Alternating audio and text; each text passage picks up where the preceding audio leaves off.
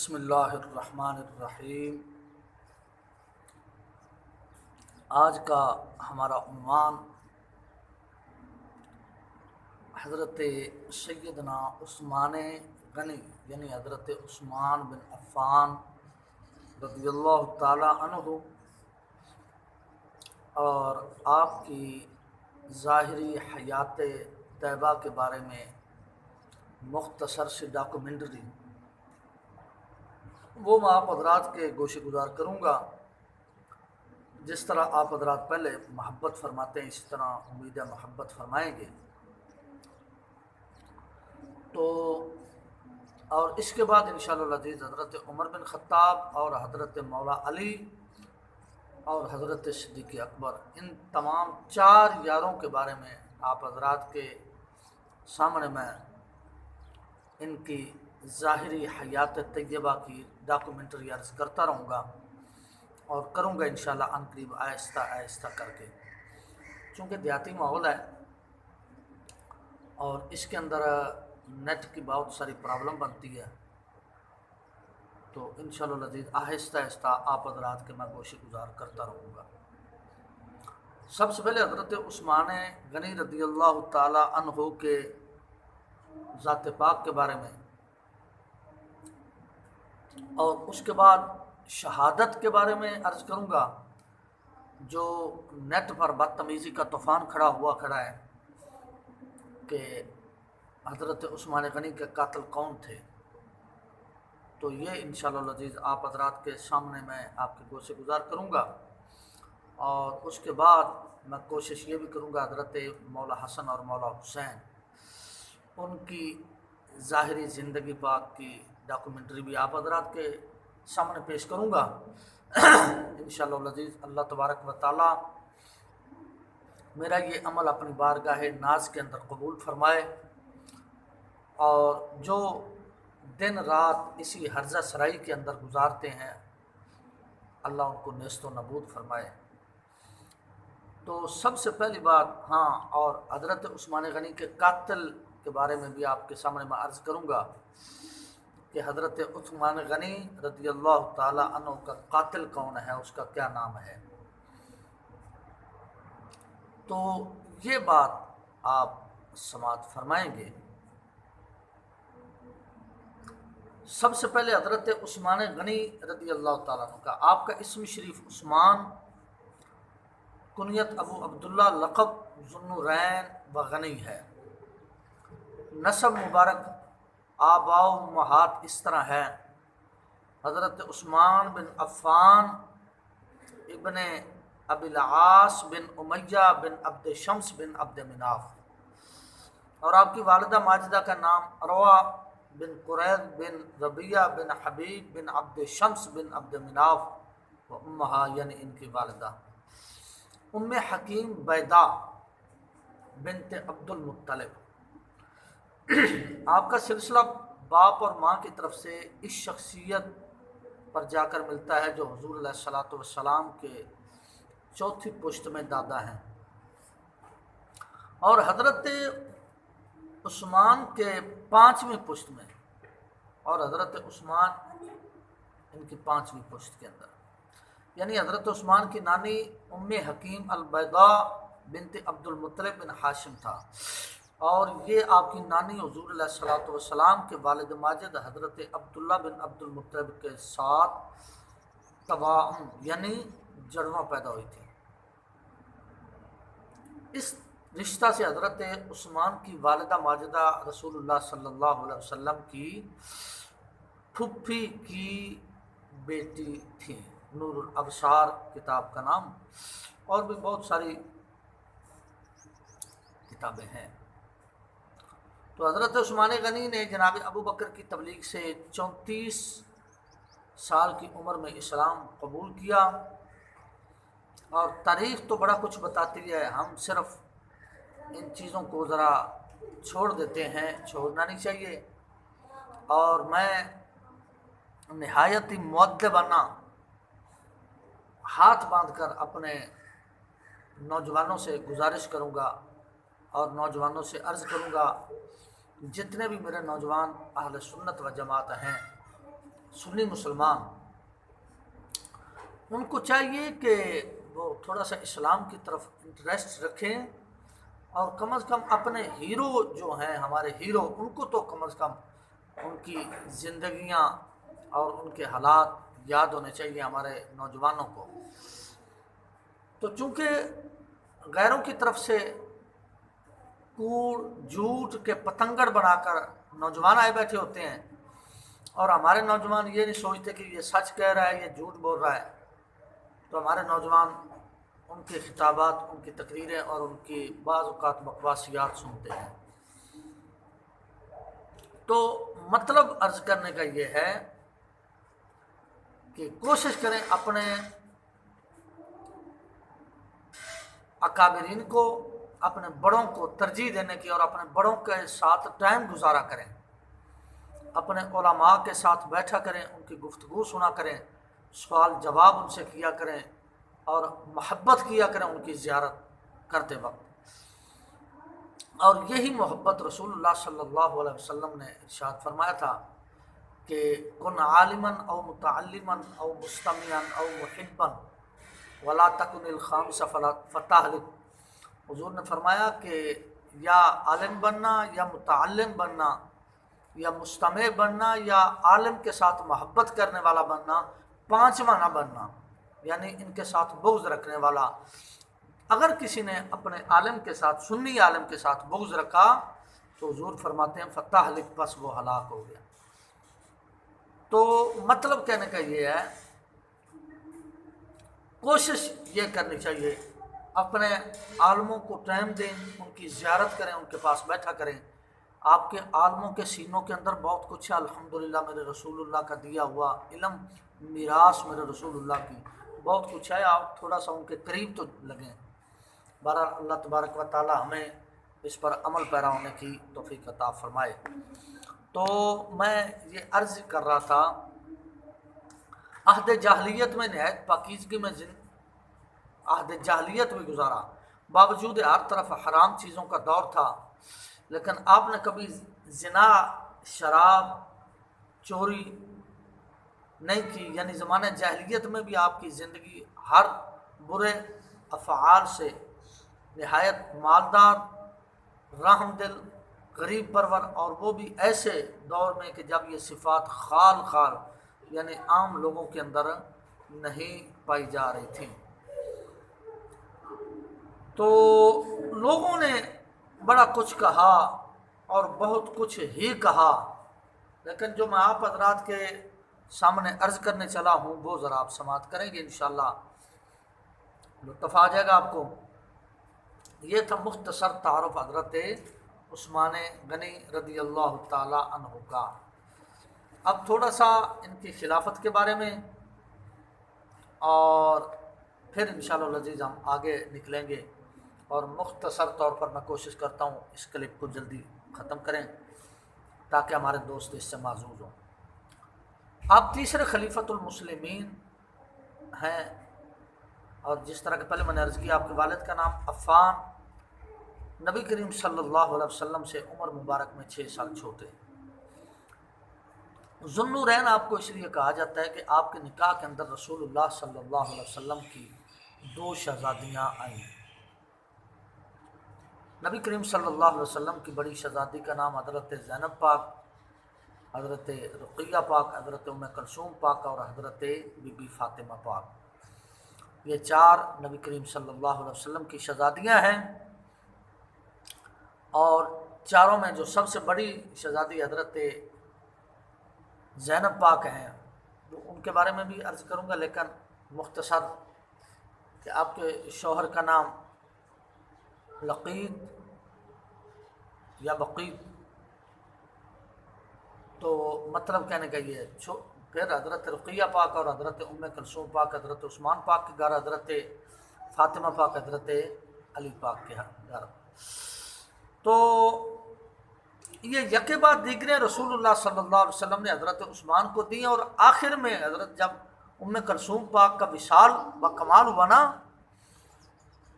تو نسبت دیکھیں ان کی، نسبتیں اور محبتیں دیکھیں، الفتیں دیکھیں ان کی، اور ایک دوسرے کے دل کے اندر گھر دیکھیں کہ کیسے بنے ہوئے تھے ان لوگوں کے۔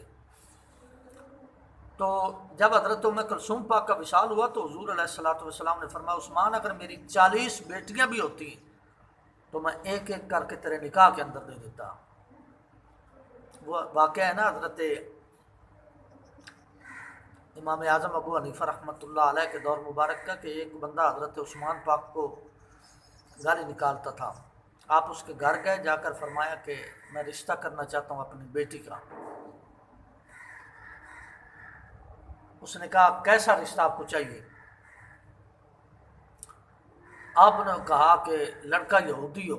اس نے کہا یہ آپ کیسی بات کر رہے ہیں، آپ مسلمانوں کے امام۔ اس طرح کی جب آپ نے باتیں کی تو آپ نے فرمایا کہ تیرا کیا خیال ہے، ایک لڑکا عالم دین ہو، حافظ قرآن ہو اور مسلمانوں کا عظیم علمبردار ہو؟ پہلے تو آپ نے یہودی کے بارے میں فرمایا، اس نے کہا آپ جیسا انسان یہ کام نہیں کر سکتا۔ آپ نے فرمایا کہ اگر میرے جیسا انسان یہ کام نہیں کرتا تو پھر رسول اللہ صلی اللہ علیہ وسلم نے ایک یہودی کو اور بے عمل کو اپنی 2 بیٹیاں کیسے دے دی؟ تو اس کے پاس جواب نہیں تھا، لیکن چونکہ اس کی ذریت چل رہی ہے جو کہ اکثر طور پر متع کی پیدائش ہے، تو صاف ظاہر ہے کہ جب ہے ہی متع کی پیدائش تو اس نے بات بھی تو ایسی ہی کرنی ہے نا۔ پنجابی کے اندر کہتے ہیں کہ اٹھ بولے گا تے اندروں منہ دے وچوں ساواں دے وچوں بو ہی آونی نہ ہوندے۔ تو حضرت عثمان غنی کے بیٹے حضرت عبداللہ نے 6 ہجری کو 6 سال کی عمر میں وفات پائی۔ وہ حضرت رقیہ کے بطن سے تھے، یعنی رسول اللہ صلی اللہ علیہ وسلم کے مبارک نواسے تھے۔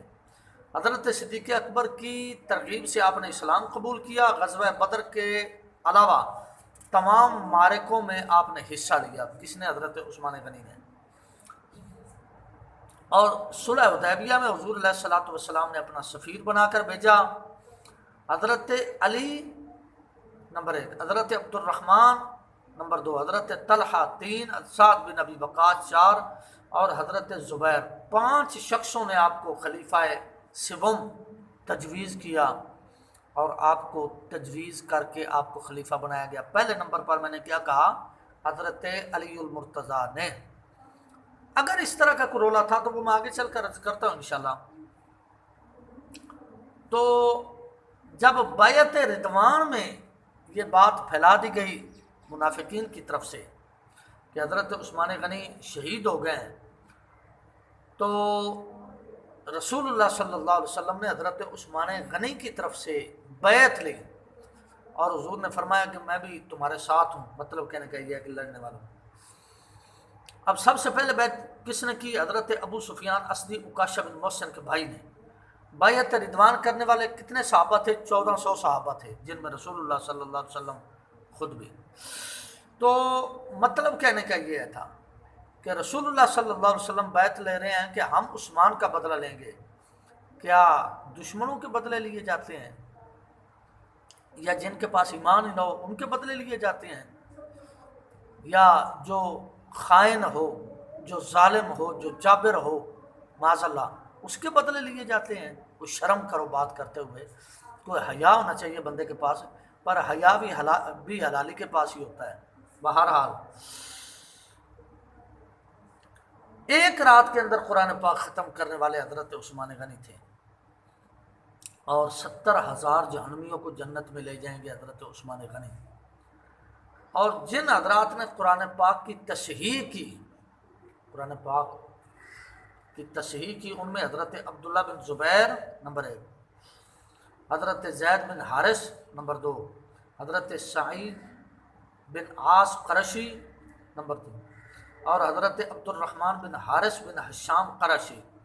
یہ 4 صحابہ ہیں جنہوں نے قرآن پاک کی تصحیح کی، اور ان کی سربراہی کون کر رہا تھا؟ حضرت علی پاک رضی اللہ تعالیٰ عنہ، آپ سربراہی فرما رہے تھے۔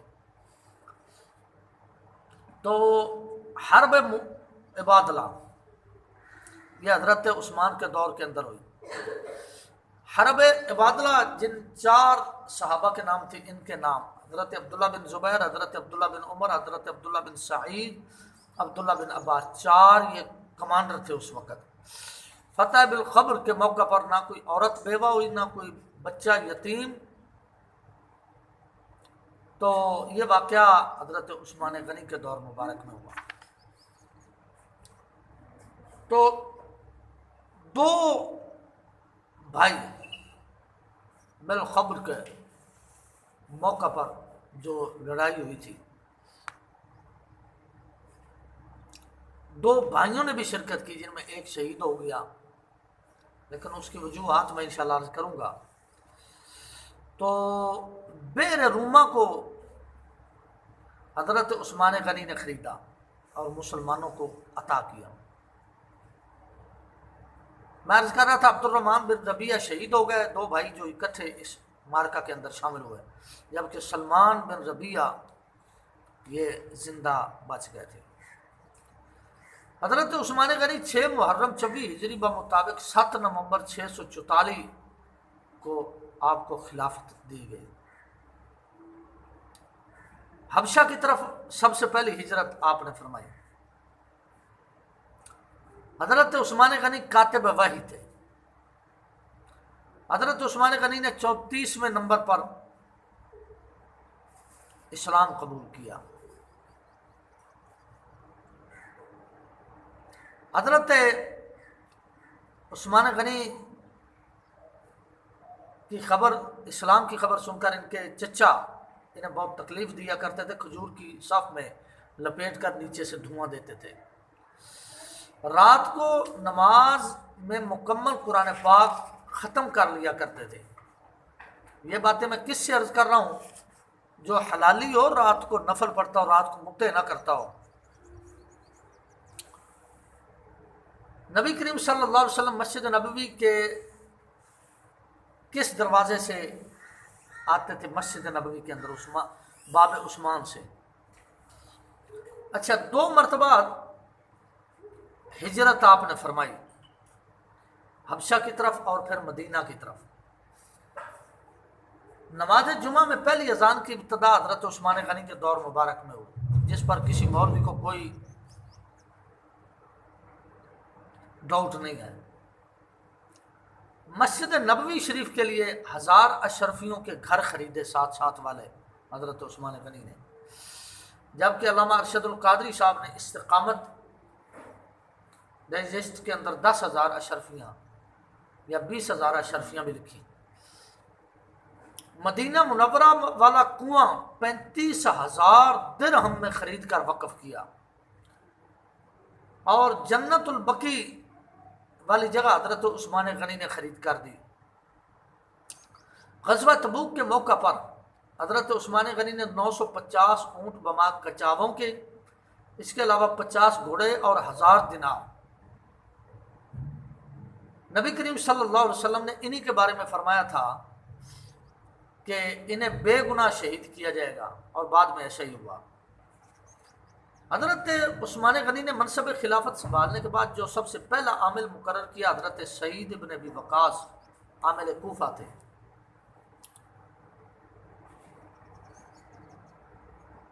حضرت عثمان غنی اللہ کی راہ میں صرف حج کے 2 اونٹ رکھے ہوئے تھے آپ نے۔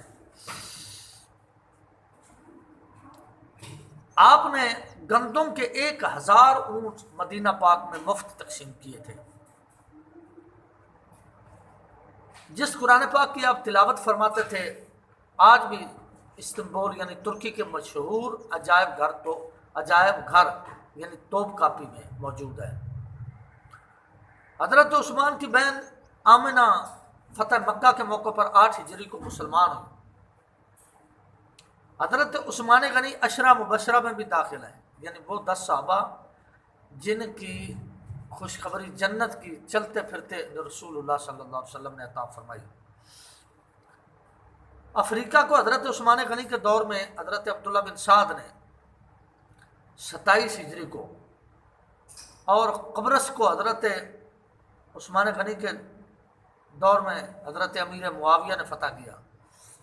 مسلمانوں نے سب سے پہلا بیڑا یعنی باہری جنگی جہاز 28 ہجری کو تیار کیا۔ مختصر عرض کرتا ہوں، جنگی بیڑے کے امیر کا نام حضرت عبداللہ بن قیس تھا۔ حضرت عثمان غنی نے قرآن پاک کی نقلیں کروا کر صوبائی مراکز میں روانہ کی تاکہ قرآن پاک پڑھنے میں اختلاف کا اندیشہ نہ ہو۔ 30 ہجری بمطابق 651 حضرت ام حبیبہ کے والد قریش کے مشہور سردار ابو سفیان بن حرب 31 ہجری 88 سال کی عمر میں فوت ہوئے،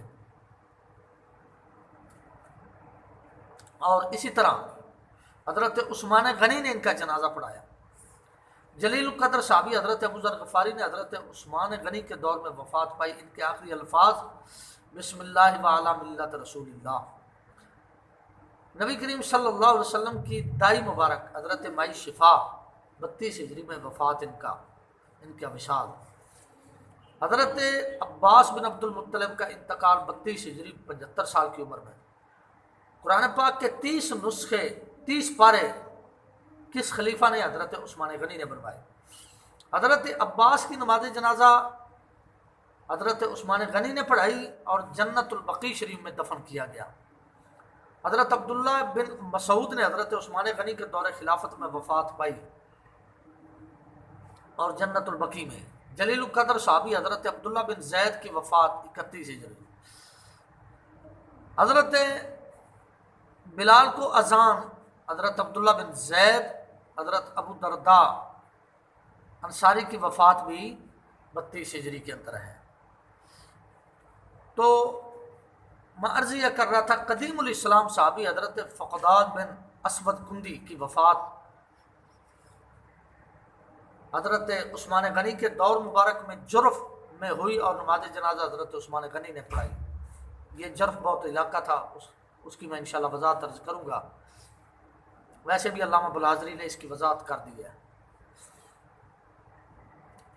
34 ہجری میں حضرت ابو طلحہ جنازہ حضرت عثمان غنی نے پڑھایا، اور 34 ہجری میں ہی حضرت عثمان غنی کی خلافت کے باغیوں کا جو گروہ سرگرم ہوا، وہ کیسے ہوا وہ میں آگے چل کر عرض کرتا ہوں۔ اس کا سربراہ کون تھا؟ عبداللہ بن سبا صنعاء یمن سے۔ 35 ہجری کے اندر حضرت عثمان غنی کے گھر کا محاصرہ کر لیا۔ کن لوگوں نے؟ انہی لوگوں نے 35 ہجری کے اندر حضرت عثمان غنی کا محاصرہ کن لوگوں نے کیا؟ مصر، کوفہ اور بصرہ کے علاقہ سے ہوں۔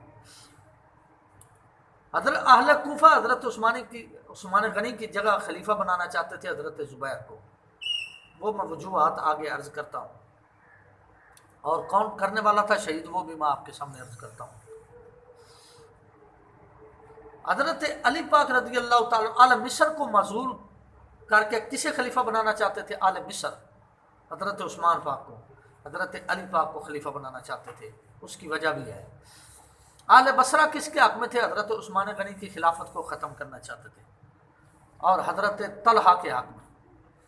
حضرت عثمان غنی کے گھر کا محاصرہ کرنے والے گروہ میں مصر کے کتنے باغی تھے اور ان کا امیر کون تھا؟ 500 باغی، اور ان کا سربراہ عبد الرحمن بن ادیس بلوائی تھا۔ حضرت عثمان غنی کا گھر کا محاصرہ کرنے والے گروہ میں شامل کوفی جماعت کا بانی رقوس بن زہیر سعدی۔ جب بلوائیوں نے حضرت عثمان غنی پر نماز کی پابندی لگا دی تو امامت کے فرائض کس نے دیے؟ حضرت آفقی نے۔ جن دنوں حضرت عثمان غنی کا محاصرہ تھا ایام حج میں، تو کس کو امیر بنایا گیا؟ حضرت عبداللہ بن عباس کو۔ محاصرے کے دوران حضرت عثمان کو پانی مہیا کون کرتا تھا؟ خاندان حرم۔ حضرت عثمان غنی نے 11 حج کیے، اور بیت المال سے مؤذنین کے لیے سب سے پہلے وظیفہ کس نے؟ حضرت عثمان غنی نے مقرر کیا۔ حضرت عثمان غنی کو کتنی عمر میں شہید کیا گیا؟ 82 سال کی عمر میں، 18 ذی الحج 35 ہجری بروز جمعۃ المبارک۔ 40 روز تک آپ کے گھر کا محاصرہ رہا، تو ان میں کون کون تھے؟ کنانہ بن بشیر نامی، سودان بن حمران نامی اور عمر و حمق، یہ افراد تھے۔ حضرت عثمان غنی کی شہادت کے وقت جو چوتھا آدمی آیا اور چلا گیا وہ کون تھا؟ حضرت محمد بن ابی بکر۔ حضرت عثمان نے ایک جملہ بولا، وہ جملہ سن کر چلے گئے۔ حضرت نائلہ کی انگلیاں کاٹی گئیں، جو آپ کی وائف تھی، آپ کے گھر والی تھی، اور آپ بوقت شہادت تلاوت کر رہے تھے اور سورہ بقرہ شریف کی تلاوت کر رہے تھے جس وقت آپ کو شہید کیا گیا۔ جس وقت آپ کو شہید کیا گیا تو آپ کی زوجہ محترمہ کی چادر مبارک چھین لی گئی، تو قتل کے لیے آگے بڑھنے والا تھا وہ شخص، اور غلام نے اس کو قتل کر دیا، کلثوم بن نجیر۔ آپ کو غسل مبارک نہیں دیا گیا، آپ کی نماز جنازہ حضرت زبیر بن عوام نے پڑھائی۔ شہادت کے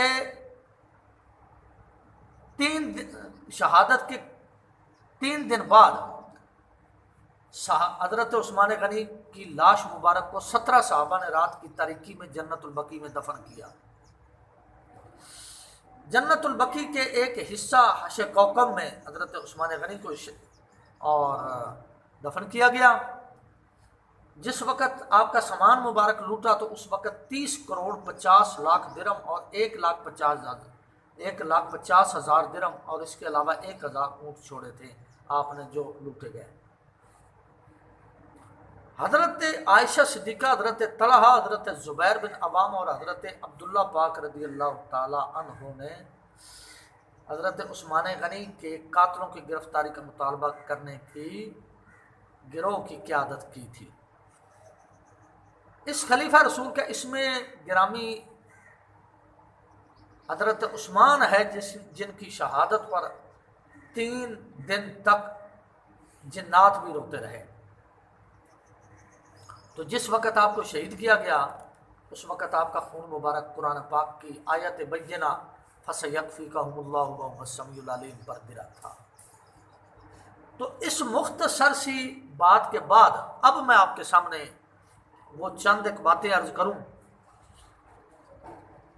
جو ہم سے چھپائی جاتی ہیں، چونکہ حضرت عثمان غنی کا ذکر بہت کم کیا جاتا ہے اسٹیجوں پر، اس لیے غیر جو ہیں وہ اس سے فائدہ اٹھاتے ہیں، اور فائدہ اٹھانے کے بعد طرح طرح کی بکواس بازی کرتے ہیں اور طرح طرح کے ہیلے سازی اور بہانے سازی کرتے ہیں، اور اسی بہانے سازی کے ساتھ وہ مسلمانوں کے ذہن کے اندر حضرت عثمان غنی اور دیگر صحابہ کی نفرت بھرنے میں کامیاب ہو جاتے ہیں۔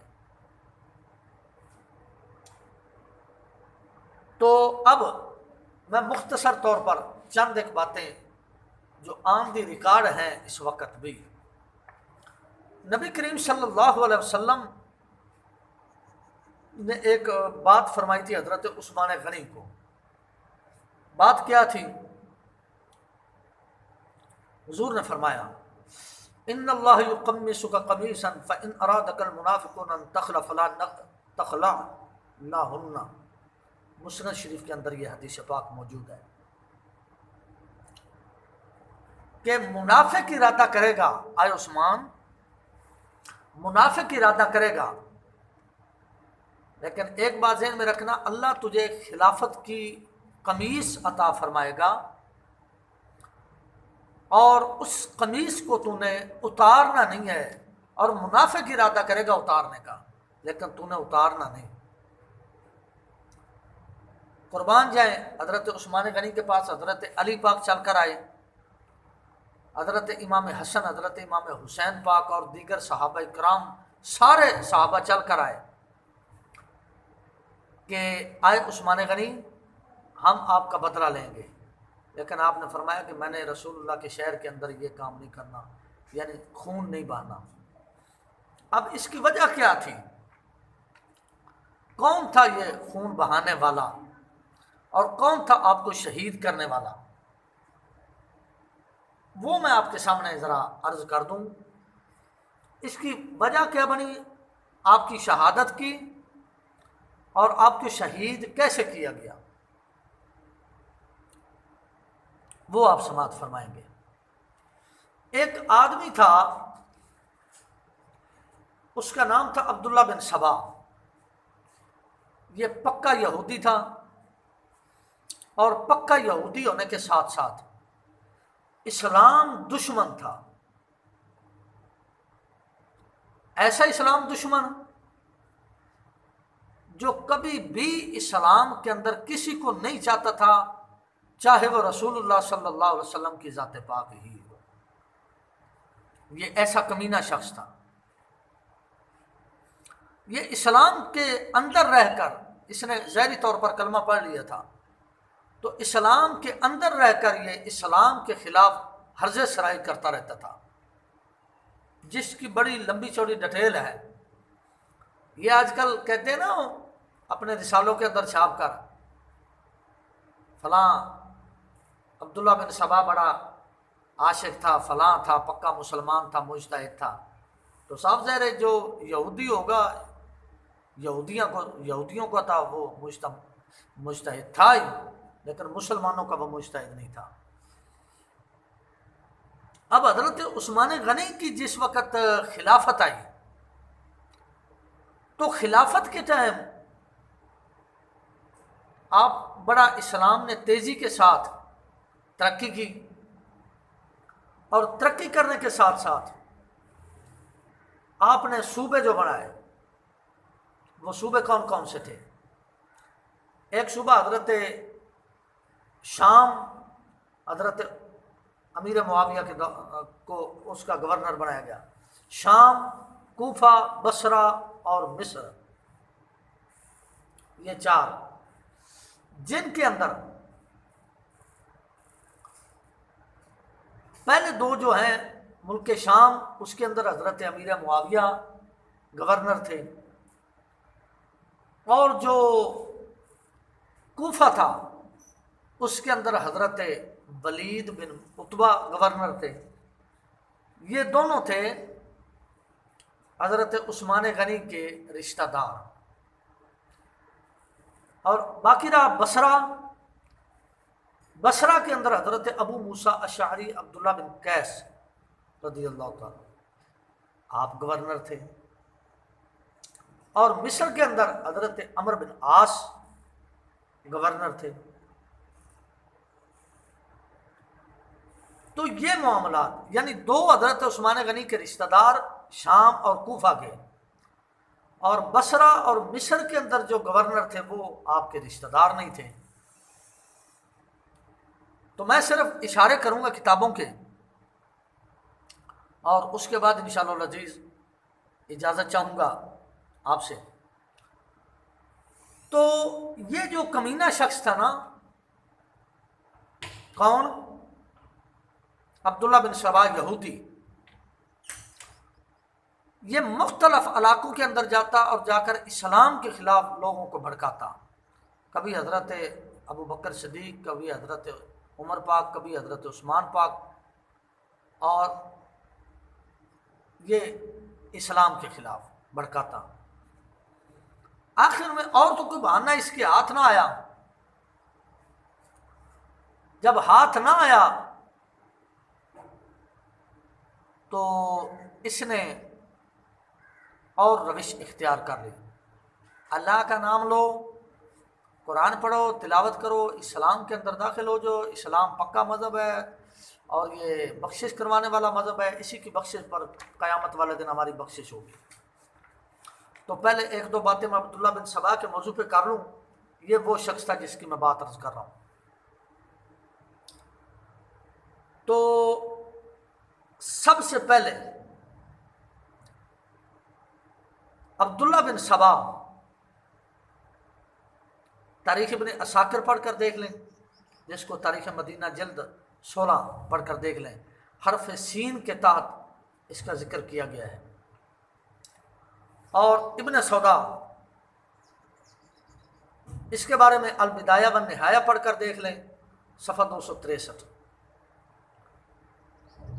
اور اس کے علاوہ عبداللہ بن سبا یہودی تھا، اور اس کے بارے میں تو علامہ حافظ عماد الدین ابن کثیر نے، جو تفسیر ابن کثیر کے مصنف ہے، الحمدللہ حوالہ جات میرے پاس اور بھی بہت ہیں، میں انشاءاللہ مزید اس پر علیحدہ ایک جو ہے کلپ ریکارڈ کروں گا کہ یہ شخص کیسا تھا۔ اب صرف اشارہ دیتا ہوں۔ حضرت عبادہ بن صامت نے اس کو اس حال کے اندر پکڑا کہ یہ اسلام کے خلاف چی میں گوئیاں کرتا ہوا، اور حضرت ایک مجمع کے اندر بول رہا تھا، اور مجمع کے اندر بولتے بولتے یہ 1 گھنٹہ تقریر کرتا یا 2 گھنٹے تقریر کرتا نا، تو تقریر کرتے کرتے آخر کے اندر یہ خباثت اپنی ضرور کرتا تھا، جس طرح کہ یہ خباثت کرتے ہیں، آواز آئی، کدھر سے آئی کوئی پتہ نہیں، کدھروں آئی کوئی پتہ نہیں، آئی ہے بھئی آواز کی آئی ہے، آواز بکواس بازی۔ تو اب ایک دفعہ یہ تقریر کر رہا تھا، اور تقریر کرتے کرتے اس نے بکواس کی حضرت عثمان غنی پاک کے خلاف اور شیخین کریمین کے خلاف۔ جب اس نے بکواس کی تو سن 23 ہجری کے اندر چونکہ حضرت عثمان غنی رضی اللہ تعالیٰ عنہ کو خلافت سونپی گئی، اور 12 سال 12 دن کم آپ کی خلافت رہی، تو اس دوران اس کا جال بہت بچ چکا تھا مختلف ممالک کے اندر، اور یہ کرتا کیا تھا، ایک ملک سے دوسرے، ایک صوبے سے دوسرے صوبے کی طرف، دوسرے صوبے سے تیسرے صوبے کی طرف، یہ اس طرح سفر کرتا رہتا تھا، اور صحابہ کرام اور اسلام کے خلاف لوگوں کو بھڑکاتا رہتا۔ جہاں اسلام سمجھنے والے لوگ ہوتے تھے وہاں تو اس کو پکڑ لیتے تھے، جہاں اسلام سمجھنے والے نہیں لوگ ہوتے تھے، چونکہ عجیب دور تھا، ایک خبر کہیں پہنچتے پہنچتے بھی سالوں لگ جاتے تھے، اور ہو سکتا ہے جو آدمی خبر لے کر جا رہا ہے اس کی ڈیتھ ہو گئی تو ویسی خبر وہیں کی وہیں دب گئی، اور دوبارہ کوئی بندہ خبر لے کر آئے گا، سالوں لگ جائیں گے۔ تو یہ اس چیز کو مد نظر رکھتے ہوئے صحابہ کے خلاف اور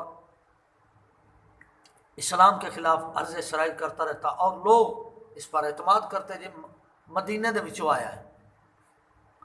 تو مطلب کہنے کا یہ ہے کہ یہ ضروری بھی نہیں کہ جو مکہ یا مدینہ سے شخص آئے وہ قابل اعتماد ہو، قابل اعتماد وہی ہے جس کا تعلق در رسول سے ہے اور اللہ تبارک و تعالیٰ کے اسلام کے بارے میں مخلص۔ بہرحال اب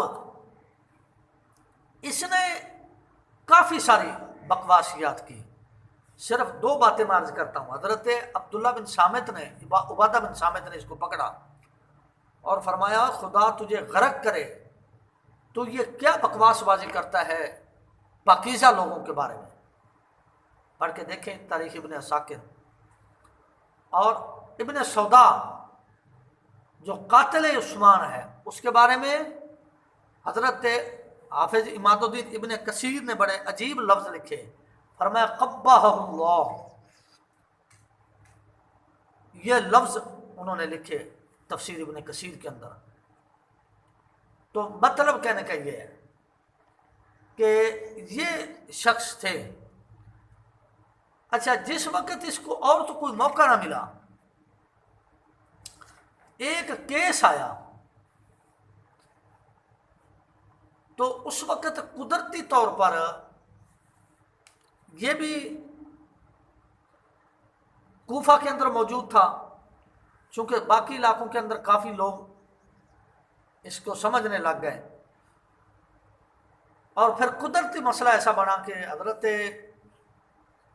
عثمان غنی نے حضرت عمر بن عاص کو تبدیل کر کے نیا گورنر حضرت عبداللہ بن عامر جو بھیج دیا، جو گورنر جو غزوہ سواری کے بادبان تھے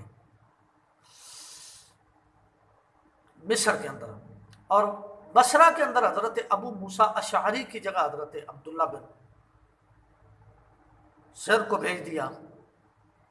اب یہ بھی چونکہ دونوں رشتہ دار ہو گئے، آپ کی خالہ وغیرہ کے شہزادے، تو اب ہوا کیا، ہوا یہ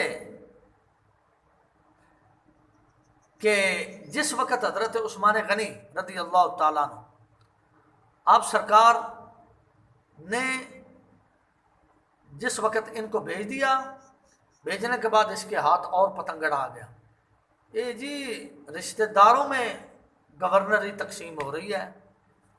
اب دیکھو عثمان نے مصر کے اندر بھی اپنا رشتہ دار بھیج دیا اور بصرہ کے اندر بھی اپنا رشتہ دار بھیج دیا۔ اب جو میں بات عرض کرنے والا ہوں، جو گورنر بھیجے گئے وہ بھی اس بات پر راضی، مسلمان بھی راضی، اور جن کو واپس بلایا گیا حضرت ابو موسیٰ اشعری وہ بھی اس بات پر راضی، لیکن تکلیف صرف اس کو تھی عبداللہ بن سبا کو۔ اچھا، قدرتی یہ لوگوں کے اندر یہ چرچا کر رہا تھا اور لوگوں کو اکسا رہا تھا اسلام کے خلاف کہ یہ اسلام کے حالات ہیں جی، اسلام کے اندر گورنری تبدیل ہو رہی ہے، صدارت تبدیل ہو رہی ہے اور اپنے رشتہ داروں کو تقسیم کی جا رہی ہے، اس طرح کی بکواس بازی یہ کر رہا تھا۔ تو مختصر طور پر میں عرض کروں، اس وقت یہ کوفہ کے اندر تھا۔ اب کوفہ کے اندر حضرت ولید بن عتبہ کے پاس ایک کیس آیا، اور کیس ایسے شخص کا تھا جو ذرا اچھا کھاتے پیتے گھر کا تھا، اس شخص کا کیس آیا۔ آپ نے فرمایا گواہوں کو بلاؤ بھائی۔ جب گواہوں کو بلایا گیا، گواہوں کی حد لگ گئی، انہوں نے قسم وغیرہ شہادتیں دیں، حد لگ گئی۔ آپ نے اس کو قتل کرا دیا۔ جب قتل کرایا تو اس کے ہاتھ میں پتنگڑ آ گیا، یہ ان کے گھر میں گیا جن کا لڑکا تھا۔ چونکہ یہ جو زمیندار ہوتے ہیں، پیسے والے ہوتے ہیں نا، یہ اللہ ماشاء اللہ کوئی نیک ہوگا، ورنہ ہر دور کے اندر یہ فرعون رہے ہیں اور ان کی فرعونیت بڑی مشہور ہے۔ یہ تو انبیاء کرام علیہ الصلوۃ والسلام کو شہید کرا دیا کرتے تھے صرف اپنی فرعونیت کی خاطر، اللہ ماشاء اللہ۔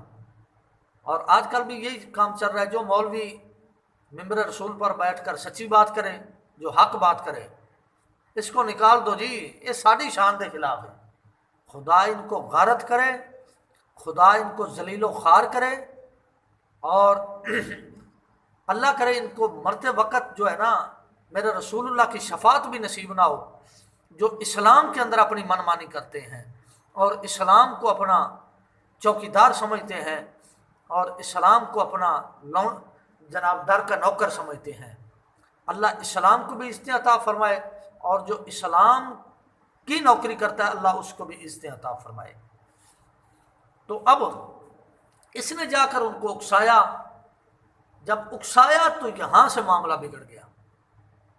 اب جن جن ملکوں کے اندر اس نے کچھ بندے تیار کیے تھے، جا کر کہانی جب پیش کرتا، اپنی تقریر پیش کرتا، کوئی لوگ کہتے جی ایویں ہی ہوئے گا، کوئی کہتے نہیں اس طرح نہیں ہو سکتا، بہرحال اس طرح کے معاملات چلتے رہے۔